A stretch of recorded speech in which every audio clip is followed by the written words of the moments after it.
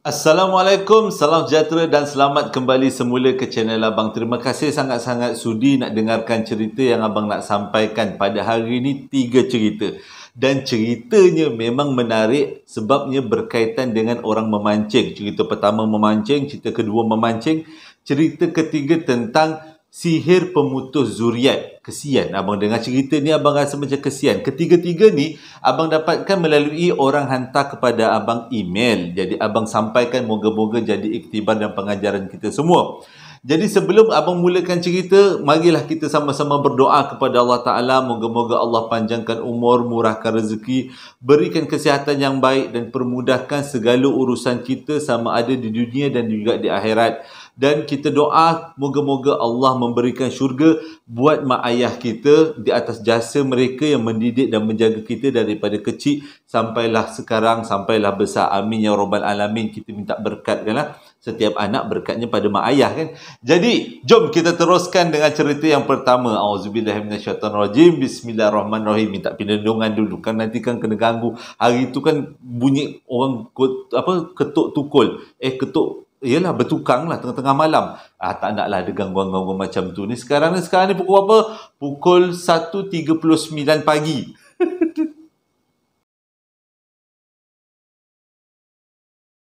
Cerita yang pertama dan kedua ni disampaikan oleh orang yang sama, iaitu Nazri. Cerita pertama ni berlaku dekat perairan Pulau Pangkor.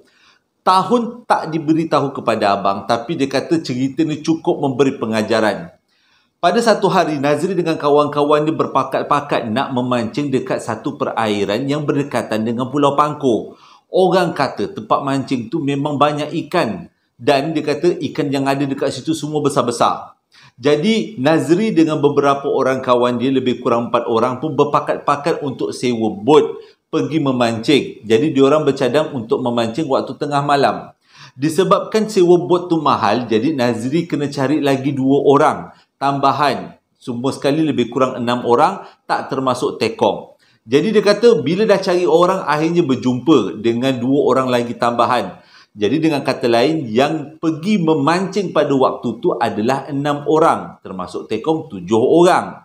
Jadi dia berkata bila dah jumpa ramai orang tu, diorang pun setkan tarikh dan masa bila nak pergi memancing dekat perairan Pulau Pangkor. Jadi disebabkan sewa bot tu agak mahal, jadi dengan kata lain untuk mengelakkan daripada pembaziran, Nazri dengan kawan-kawan dia bercadang untuk buat aktiviti memancing sehari suntuk. Maksudnya pergi pukul 8 pagi, balik 8 pagi besoknya.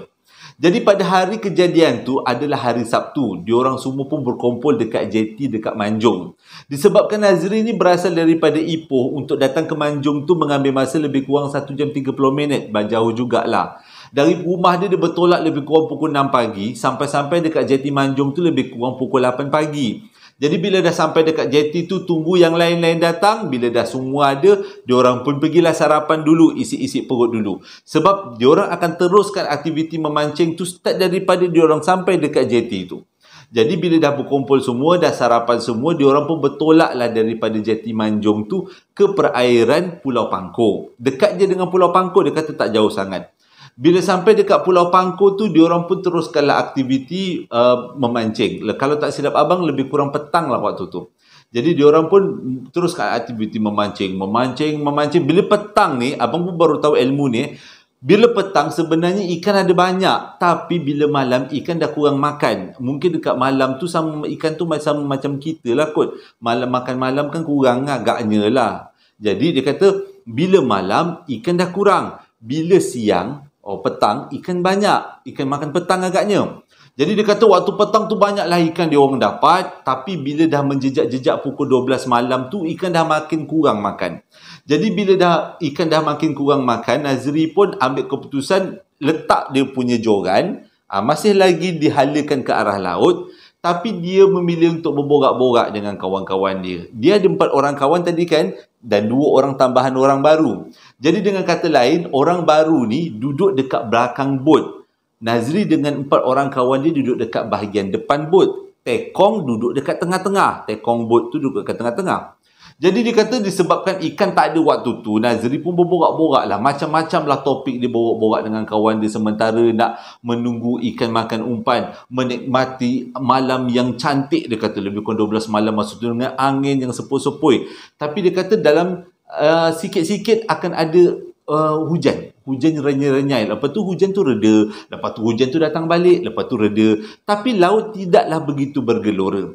Budak yang 2 orang dekat belakang tu, yang kat belakang bot tu, bukanlah orang yang orang tua macam abang, tapi lebih kepada budak-budak muda umur 20-an. Jadi tahulah bila budak-budak muda duduk boring-boring duduk kat belakang bot, dia mulalah cakap kuat-kuat. Bila cakap kuat-kuat mulalah menyanyi-nyanyi. Kalau ikutkan pergi memancing, menyanyi-nyanyi di tengah laut tu bukanlah benda yang terlalu baik sangat, sebabnya dia mungkin akan dapat menarik perhatian orang pula, menarik perhatian benda lain untuk datang dekat. Tapi waktu tu Nazri dalam hati dah rasa macam budak ni macam jenis-jenis mulut celupa ni, dia kata. Sebab cara dia bercakap tu main lepas-lepas macam tu je. Betul apa yang Nazri jangka. Tengah-tengah diorang tunggu atas bot pukul 2 pagi pada waktu tu, tiba-tiba 2 orang budak yang kat belakang tu, salah seorang daripadanya boleh buat bising cakap macam ni. Boring lah duduk dekat atas bot ni, tak ada apa-apa, boring lah. Ikan pun tak ada. Ingat banyak ikan. Ini kalau baik ni, kalau ada puteri duyung ke apa benda ke, kita bolehlah borak-borak. Puteri duyung, puteri pagi-pagi ke apa. Timbul lah dia kata, aku boring duduk atas bot ni. Dia cakap kuat-kuat pada waktu tu, tengah laut, pukul 2 pagi. Orang yang paling marah pada waktu tu adalah Tekong, sebab dia orang yang dah biasa dekat laut. Dia terus serang budak yang 2 orang kat belakang tu. Marah dia jadinya. Dia orang tua, marah dia jadinya. Dia cakap, kita di kat tengah laut, engkau celupa macam ni, takut nanti akan bagi kesan pada kita semua. Kalau engkau seorang yang kena, tak apa, nanti takut kita orang ni semua kena. Lain kali, jangan buat mulut macam ni. Tapi disebabkan Tekong tu terlalu marah, gayanya macam Tekong tu nak lepuk je budak tu, nak cempakkan dia ke laut. Jadi daripada untuk mengelakkan perkara yang buruk berlaku, Nazri dengan kawan-kawan ni yang berumur lebih berusia, tenangkanlah si Tekong tu. Relax bang Tekong, relax, kata ini budak muda, kadang-kadang dia tak tahu, dia ingat dia boleh cabar-cabar laut, dia kata. Jadi lepas ditenangkan, akhirnya abang Tekong tu rasa lega lah, tenang sikit lah. Tak lama lepas tu, diorang lepas habis bergaduh tu, Nazri dengan kawan-kawan dia kembali duduk dekat depan. Budak 2 orang yang mengikuti rombongan ni duduk dekat belakang bot, menetaplah dekat situ. Tiba-tiba, salah seorang daripada budak tu berlari ke depan bot dengan muka macam dah tak ada darah. Lepas tu Nazri tanya, kenapa engkau ni? Tinggalkan kawan kau sorang-sorang kat belakang. Muka kau ni dah macam terkejut, nampak benda yang tak sepatutnya. Budak tu terus cakap, dekat atas permukaan air ada benda bang. Jadi Nazri tanya, benda apa yang kau nampak? Saya tak tahu bang, saya tak tahu. Bentuk je saya tak tahu nak cakap macam mana. Tapi abang tengoklah, kawan kau mana? Nazri tanya. Kawan saya dah tak boleh bergerak, dia terkejut bang dekat belakang tu. Jadi Nazri dengan kawan-kawan dia bersama dengan Tekong pergi ke belakang. Diorang nampak budak yang mulut celupa tadi tu duduk atas kerusi, pandang ke arah air tapi tak boleh nak buat apa-apa, membatu. Jadi sebelum mendekati budak tu, Nazri panggil. Contohlah budak tu panggil namanya Ali kan. Ali kau dengar tak ni? 2-3 kali Nazri panggil, tapi Ali tak menyaut. Tetap juga Ali pandang ke dalam laut, ke bawah lah, ke dalam laut. Jadi untuk mengesahkan sebenarnya apa yang Ali nampak, apa yang budak mulut celupa tu nampak, Nazri dengan kawan-kawan dia dan Tekong pergi mendekati budak tu dan tengok ke dalam laut sebenarnya apa yang Nazri nampak. Korang nak tahu apa yang dia nampak? Dia nampak beberapa makhluk, bukan satu tapi lebih kurang 7-8 ekor ikan besar, satu depa panjangnya, duduk di atas permukaan air. Tapi yang paling diorang ingat adalah berkepala manusia, berambut panjang, bertaring sejengkal.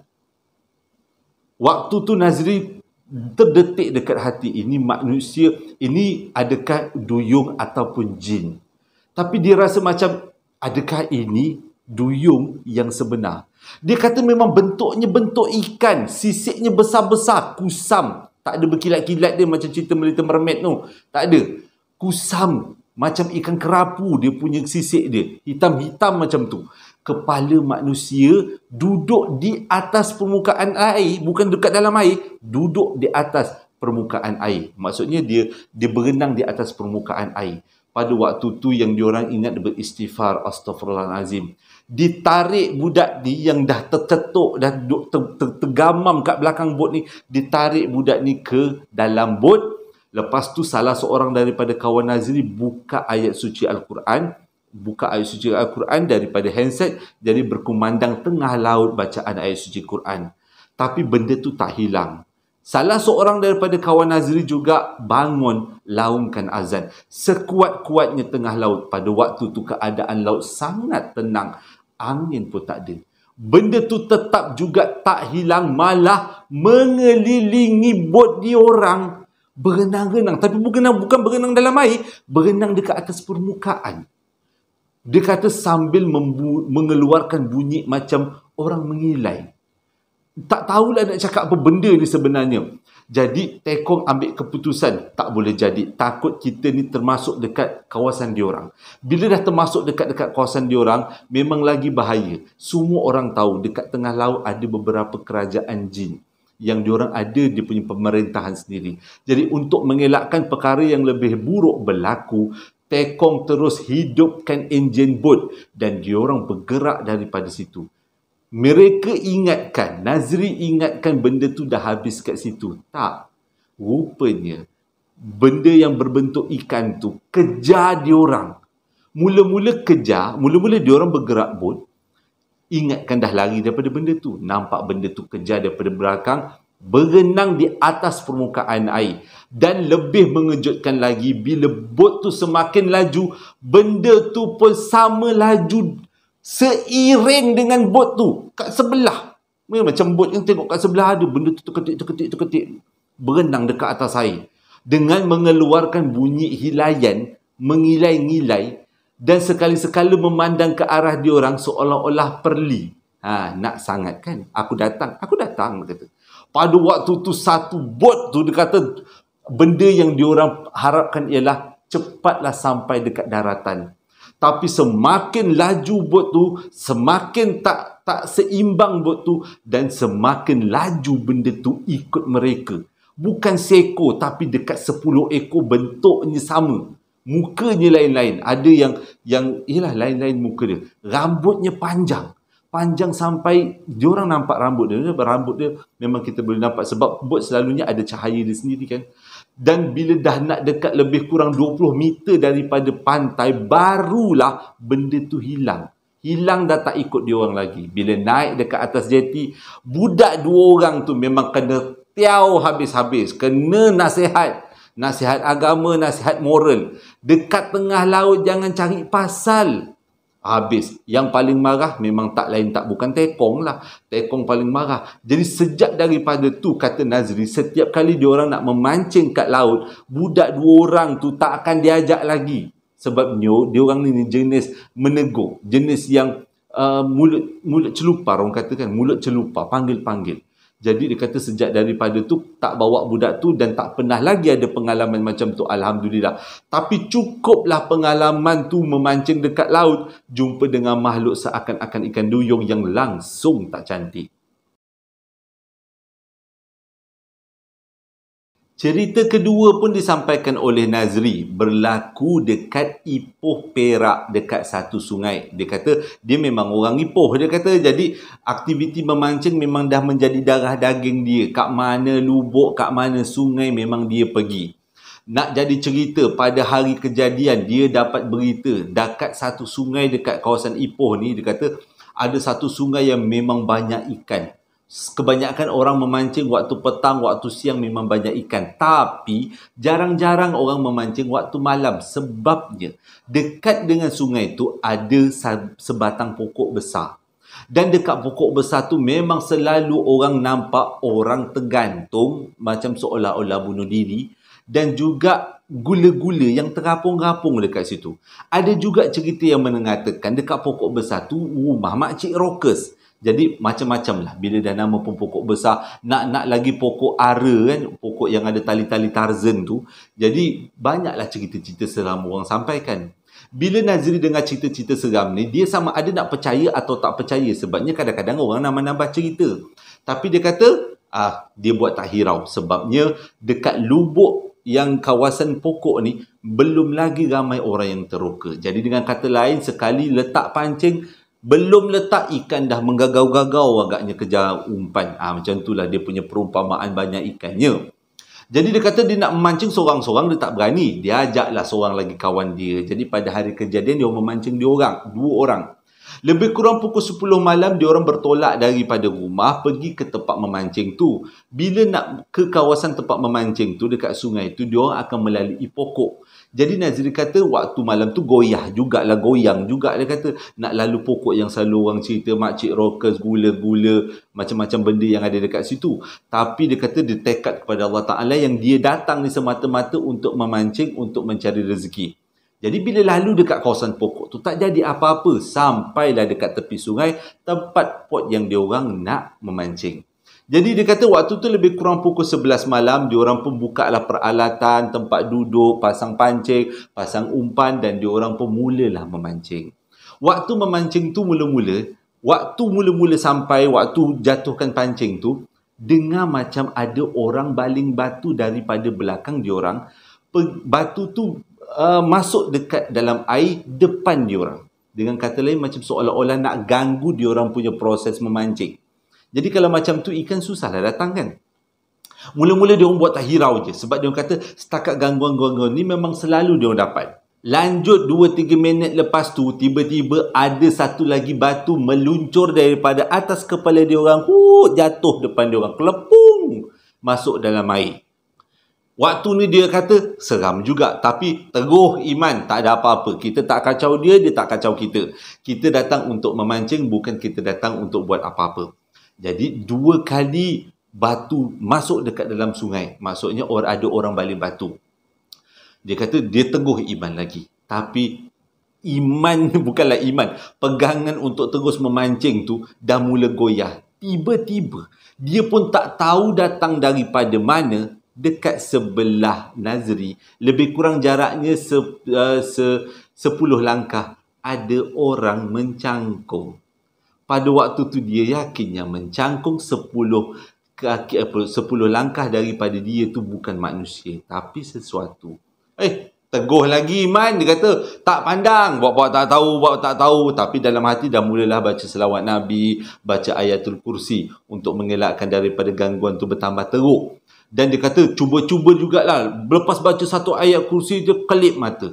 Lepas baca selawat Nabi kelip mata. Tujuannya kelip mata adalah untuk pastikan benda yang dekat sebelah dia tu hilang. Tapi selepas beberapa kali kelip-kelip mata, akhirnya benda tu hilang. Lega dia kata. Tapi bukan itulah berhentinya. Tak berhenti kat situ. Ini yang seram ni. Jadi bila benda tu dah hilang, kawan dia tanyalah, Nazri ada lagi tak benda tu dekat sebelah kau? Nazri bagi isyarat, tak ada, jangan risau, tak ada. Waktu kawan dia habis dia cakap tak ada, kawan dia pandang belah kiri, maksudnya pandang sebelah dia. Benda tu sebelah dia, sebelah betul, dengan mukanya dipandang ke arah mereka berdua, matanya terbelalak besar warna kuning, mulutnya menyeringai senyum.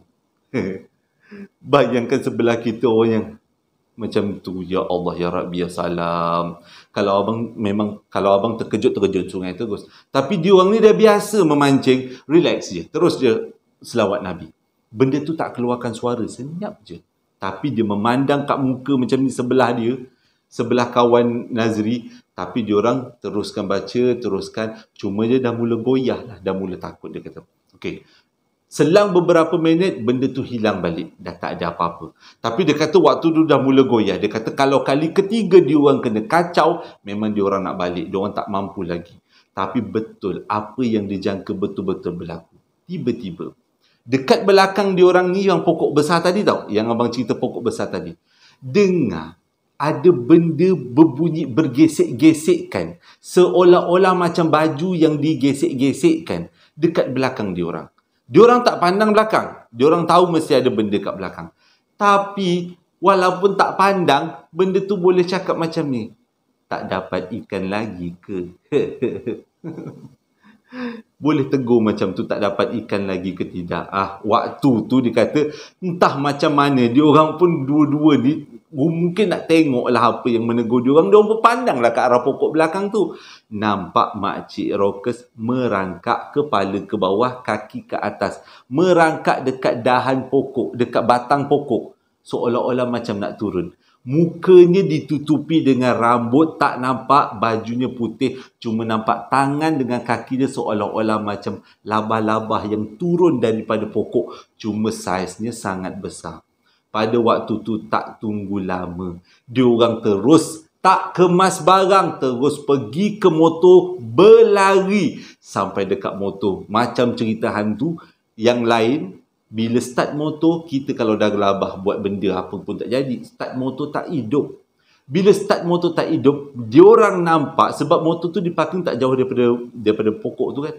Nampak benda tu merangkak turun daripada pokok dan mula berjalan ke arah mereka berdua. Waktu tu Nazri kata hanya Allah je yang tahu apa yang perlu dia buat. Dia nak cakap Allahu Akbar tapi tersekat dekat kerongkong. Tak boleh lepas Allahu Akbar tu. Dia yang start motor, dia tolak motor, dia cuba start, tak menyala. Yang member dekat belakang dah peluk Nazri habis ketat lah. Nampak benda tu mengikut daripada belakang, entah macam mana Allah nak tolong. Tiba-tiba yang si member yang duduk membonceng ni sebut Allahu Akbar sekuat-kuatnya, barulah motor Nazri dah berjaya dihidupkan dan diorang terus lari daripada situ pergi dekat kawasan kedai. Bila dekat kedai tu diorang bertenangkan diri, sampailah waktu subuh, semayang subuh. Lepas semayang subuh barulah dah terang masa tu, baru pergi dekat kawasan tepi sungai tu ambil barang-barang diorang. Dia kata pada waktu tu dia kata dia sumpah tak nak lagi memancing dekat kawasan tu, cukup taubat dia kata. Tapi tak pula dinyatakan kepada abang kawasan Ipoh belah mana. Takut nanti ada yang tanya. Nanti kalau Nazri ada dekat dalam kawasan komen nanti, kalau ada orang tanya nanti Nazri jawab. Abang pun tak tahu belah mana. Dia kata kat kawasan Ipoh lah, dekat dengan rumah dia. Jadi itulah dua pengalaman Nazri hantar berkenaan dengan pancing. Cerita yang ketiga ni disampaikan kepada abang oleh seorang kakak yang bernama Zakiah, berlaku di antara 2013 hingga 2014 dekat Selangor. Kalau tak silap Ulu Selangor macam tu.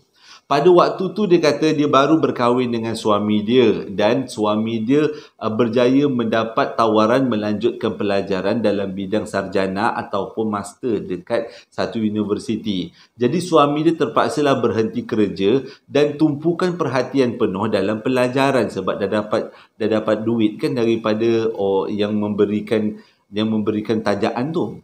Jadi disebabkan suami dia dah tak bekerja, fokus pada belajar, jadi Zakiah tawarkan diri untuk bekerja. Carilah dia cari kerja, akhirnya jumpa dekat kawasan Selangor. Memang banyak kerja lah kan waktu tu. Sekarang pun rasanya banyak. Jadi dapatlah dia kerja dekat satu syarikat. Dan kalau abang sebut syarikat ni, dia memang syarikat yang besar. Dan dia adalah antara orang yang terkenal sangat-sangat dekat media sosial sekarang. Sekarang atau dalam 5 tahun ni, memang dia orang sangat terkenal. Zakiah dapat kerja dekat syarikat tu. Pada mulanya dia diberikan jawatan sebagai PA. Tapi disebabkan kerja PA terlalu berat dan pada masa yang sama Zakiah waktu tu mengandung anak sulung. Waktu tu kandungan lebih kurang 2 bulan. Abang nak cakap 2 tahun ni. 2 bulan dia kata. Jadi dia kata disebabkan dia pun mengandung tak sesuai untuk kerja sebagai PA, jadi pihak syarikat bagi dia tugas sebagai customer service. Jadi kerja sebagai customer service walaupun banyak dia kata, tapi dia masih lagi boleh handle dalam keadaan dia mengandung. Dia kata keadaan sekeliling dia okey, tak ada masalah. Tapi semakin dia kerja, duduk lama dekat situ, suasana sekitar jadi rasa macam pelik dia kata. Terutama ada seorang makcik yang selalu duk perhatikan dia. Dan yang lebih seram lagi, makcik tu suka perhatikan perut dia.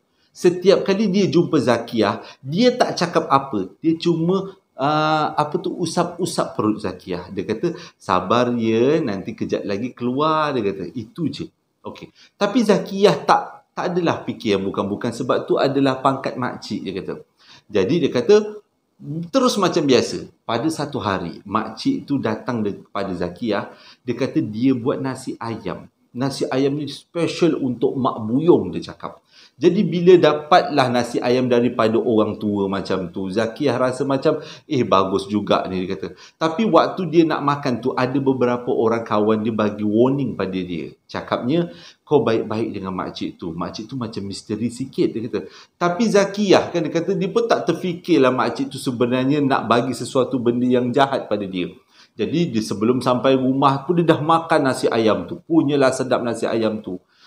Kesannya, lepas dia makan nasi ayam tu, tak lama, malam tu, dia dah mula mimpi yang bukan-bukan. Dia dah mula sakit perut yang memulas-mulas. Dia ingatkan mulanya keracunan makanan. Sakit perutnya. Tapi, dia fikir ini bukan keracunan makanan bila pada malam yang sama, dia buang air besar. Semuanya warna hitam dan cair. Macam lumpur yang keluar daripada badan dia. Waktu tu dia dah rasa cuak lah. Dengan keadaan mengandung lagi. Tiba-tiba buang air penuh satu baldi. Hitam pula tu. Macam lumpur. Besok pagi tak tangguh-tangguh. Suami dia bawa pergi hospital.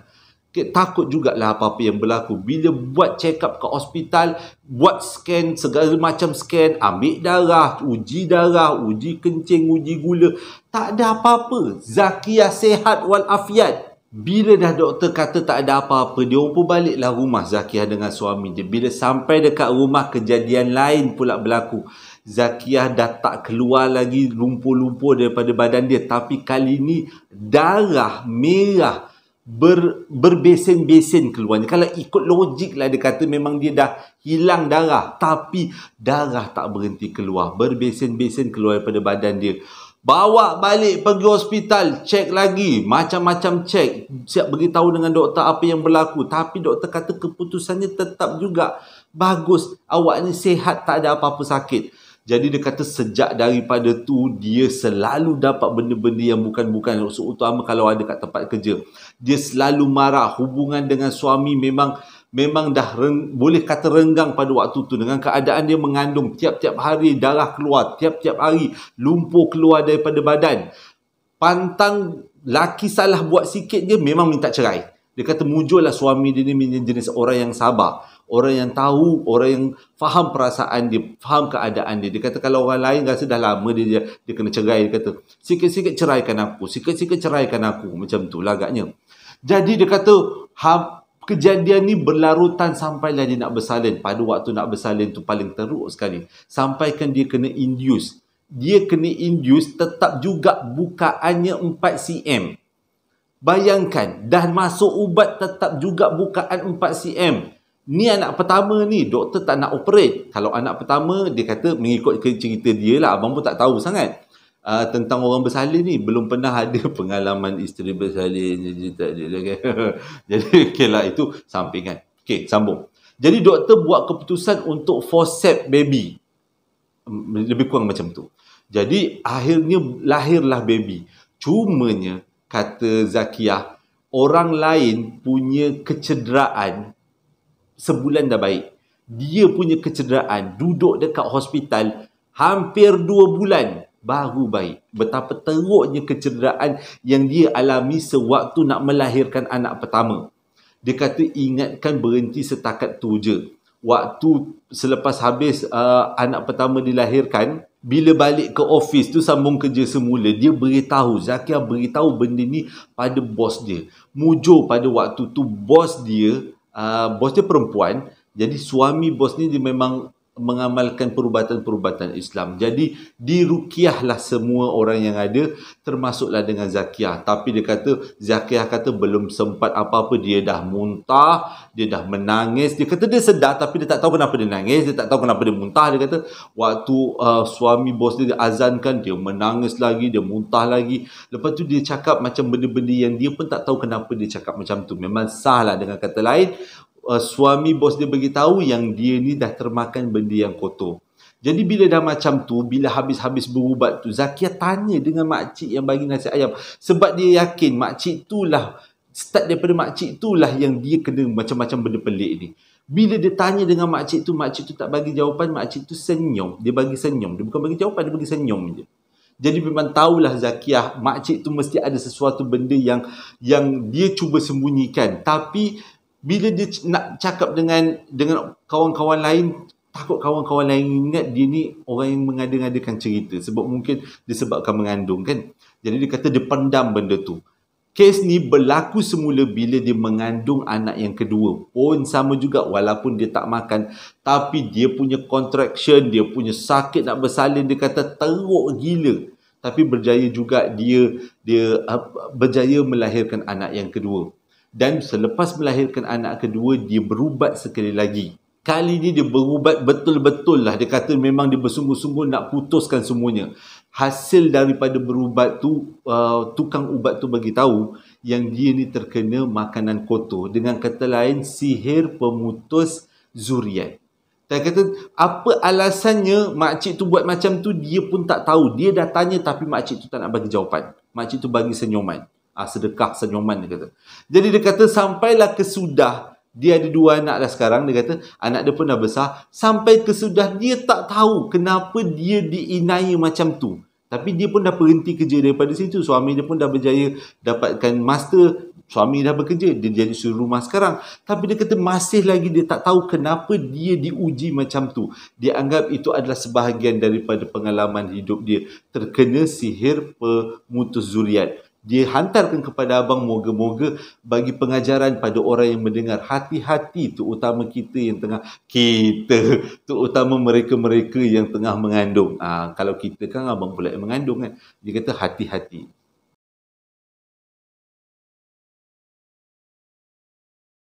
Terima kasih sangat-sangat sudi dengarkan cerita yang abang sampaikan hari ini. Moga-moga menjadi iktibar dan pengajaran semua.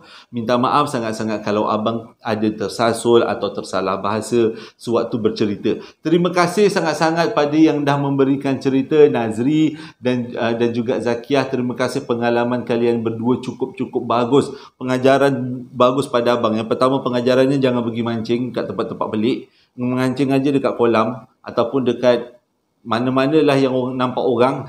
Yang kedua adalah kalau waktu mengandung tu kita kena hati-hati. Kena ekstra hati-hati, takut ada orang yang cuba mengambil kesempatan. Terima kasih juga pada yang dah membeli sambal lara dan juga perapan sate. Terima kasih sekali lagi. Moga-moga kita semua diberkati Allah Ta'ala kan. Hingga berjumpa lagi dalam 2 hari akan datang. Assalamualaikum warahmatullahi wabarakatuh.